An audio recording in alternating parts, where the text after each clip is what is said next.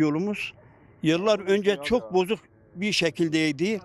Fakat şimdi Büyükşehir Belediyesi el attı buraya. Sağ olsun buraya çok güzel bir asfalt dökülüyor. Bu esnada Mavi Bayrak Halk Plajı da aynı yolda çalışmaktadır. Artı, Özyurt, bu köyler hepsi bu yoldan faydalanıp çok güzel asfalt olacaktır. Asfalt üzerinde de araçları rahatlıkla gidip gelebileceklerdir. Büyükşehir'e çok çok teşekkür ediyoruz.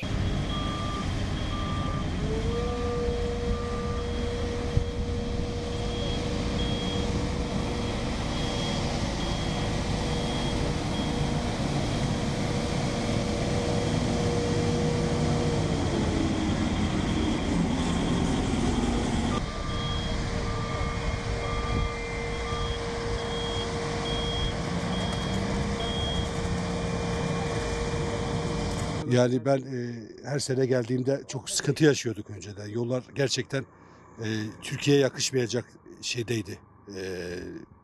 Özellikle çukurlar çok kaza tehlikesi atlatıyordu insanlar. Şimdi oldukça medeni, yani yakışır şekilde sorunlar halledilmiş, yol sorunu en azından. Güvenli bir şekilde gidip geliyoruz her defasında. Oldukça da memnun buranın bütün. Herkes de söylüyor bunu, burada oturanlar. Belediyenin çalışmaları bu bakımdan çok takdir görüyor.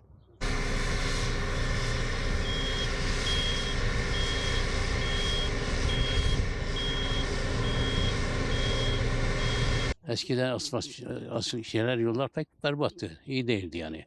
Şimdi bütün yollar asfaltlandı sağ olsun belediye artık yaptı bunu herhalde. Evet. Belediye tarafından yapıldı asfaltlar. Gayet güzel. Ta şeye kadar asfalt yapıldı.